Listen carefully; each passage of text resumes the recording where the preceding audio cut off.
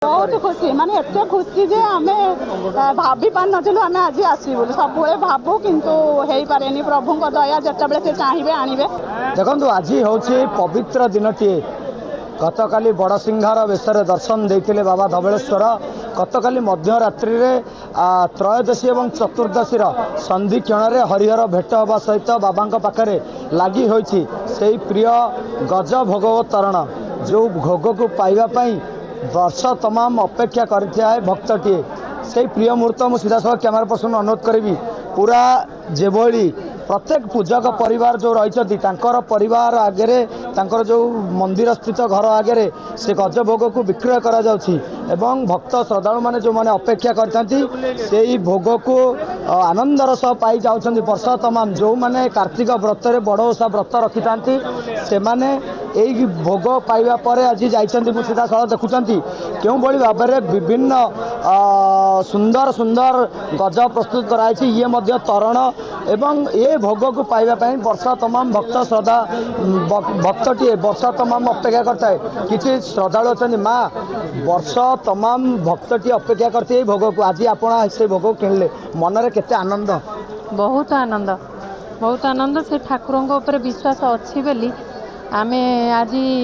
राति 3टारू घर बाहर के आसू लाइन रे ठिया हेले भी घंटा घंटा धरी ठिया हेले भी ठाकुर को भी दर्शन मिलला भल आउ गजभोग पाइबापी वर्ष सारा लोक अपेक्षा करते बड़ ओषारे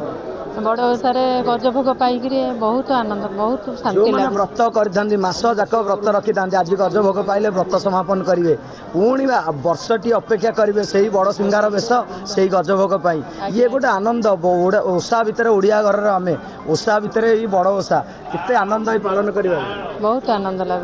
आनंद लगुच कि खुशी लगुच जी आम माने भावुलु जे कष्ट लाइन रे एते ठिया होइछु ठाकुर दर्शन करिपारिबुनु कि जहाँ बहुत आम भल दर्शन कलु भल लगुच कौन कहे जे कला बलद को धड़ा करते सी डाकिला ओ कहला अनेक लोक ये मानसिक करती मानसिक पूर्ण होता है से तो ये गजभोग से स्मृति रे आज से गजभोग पाँच केते खुशी ठाकुर पाक जाए भला धवलेश्वर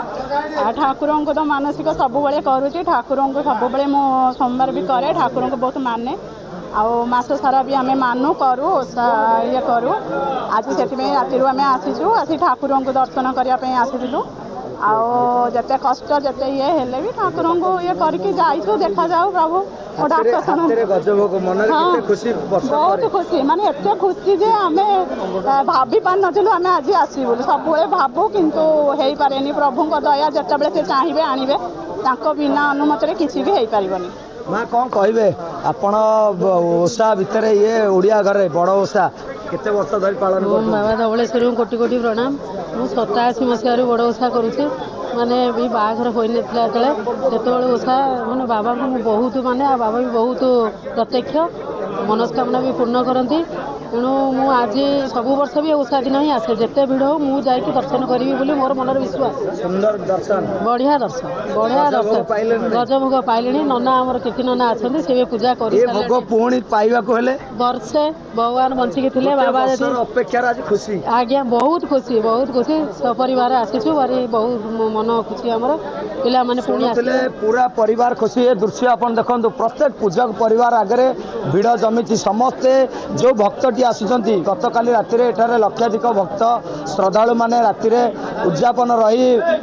बाबा को दर्शन करते आम सहित अच्छा पूजक प्रथम स्वागत करी ओटीवी की ये गोटे सुंदर मुहूर्त वर्ष तमाम भक्त अपेक्षा करे काली बड़ सिंगार बेश होता आज बड़ हरिहर बेशर दर्शन दौरान दुईटी बेश दर्शन कले हाथ में गजभोग नहीं गले कि नीतिकांति निश्चित आज हूँ बाबा धवलेश्वर महाप्रभुंर चतुर्थ पंचुक ये चतुर्थ पंचुक बाबा आज हरिहर बेशरे समग्र भारत ओडिशा श्रद्धालु भक्त मानक बाबा दर्शन दौरान आज बाबा ब्रह्म मुहूर्त रात्र 3 घटिका समय बाबा पहड़ द्वार पीठ नीति आरंभ होता पहड़ पर मंगल आलती करा मंगल आलती पर बाबा आज मधुरे स्नान करा स्नान पर बाबा स्वल्प फूल और चंदन रे बेश कर श्रद्धालु भक्त मान दर्शन निमंते भीतर को प्रवेश कला बाबा मंगल आलती भोग खेचड़ी बाल्य भोग विषय भोग लग करता मध्याह्न बाबा अन्न डालमा खीरी खेचड़ी भोग लग कर पुनः संध्यार संध्या आलती संध्या पूर्व बाबा सबुदिन भाई आज दही पखाड़ भोग लग कर जेहेतु गतकाली बड़ ओषा এই যে বড় পর্ব মহাপ্রভু ধବଳେଶ୍ୱର ପୀଠରେ ସବୁଠାରୁ ବଡ଼ ପର୍ବ ହେଉଛି ବଡ଼ ଓଷା ପର୍ବ। এই যে ବଡ଼ ଓଷାରେ ଶ୍ରଦ୍ଧାଳୁ ଭକ୍ତମାନେ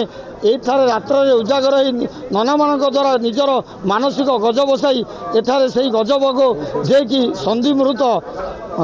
ତ୍ରୟୋଦଶୀ ଚତୁର୍ଦ୍ଦଶୀ ମଧ୍ୟରେ ସନ୍ଧି ମୁହୂର୍ତ୍ତ ଏବଂ ହରିହର ଦର୍ଶନ ବେଶରେ ପ୍ରଭୁଙ୍କର ସେହି ଗଜ ଭୋଗ ଲାଗି କରାଯାଇଥିଲା। ଲାଗି ପରେ ଶ୍ରଦ୍ଧାଳୁ ଭକ୍ତମାନଙ୍କୁ ଦର୍ଶନ ଭିତରେ ଯେହେତୁ ସେହି ହରିହର ଭେଟ ହୋଇଥିବାରୁ ଆଜି ସେହି ମହାପ୍ରଭୁଙ୍କର ଚତୁର୍ଥ ପଞ୍ଚୁକରେ ହରିହର ବେଶ ଦର୍ଶନ ଦେଉଛନ୍ତି ପ୍ରଭୁ ଧବଳେଶ୍ୱର। ନିଶ୍ଚିନ୍ତ ବାବା ଧବଳେଶ୍ୱର ଯେହେତୁ ପବିତ୍ର ଧର୍ମ ମାସ କାର୍ତ୍ତିକ ମାସ ଏଇ ଯେଉଁ ପଞ୍ଚୁକ 5 ଦିନ ବର୍ଷ ମାନେ ଅପେକ୍ଷା କରିଥାନ୍ତି। ମାସକରେ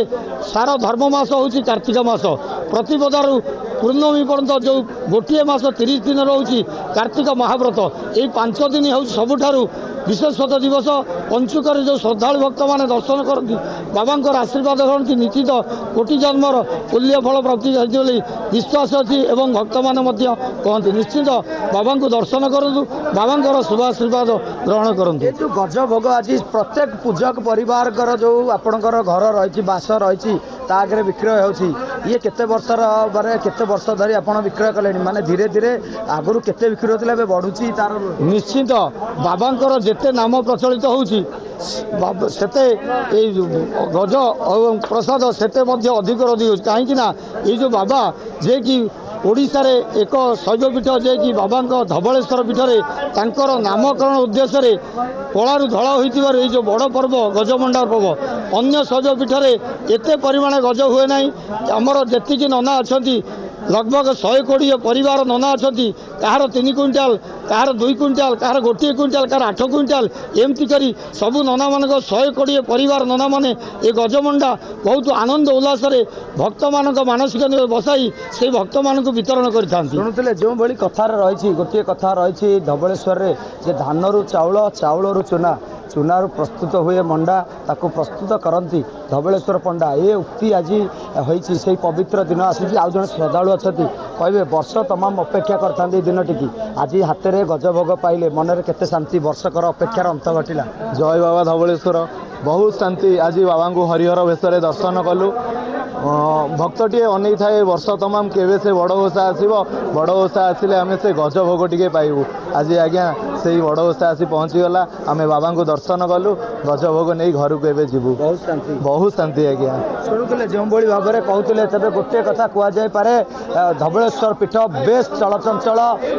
गज भोग नापी गतकाली राति लक्षाधिक श्रद्धालु एठारे रात्र जापन करते आज सकाळु सकाळु बाबा स्वतंत्र नीतिकांति गज भोग लगी परे हरिहर वेशर दर्शन दौरान और हरिहर वेश दर्शन करने सहित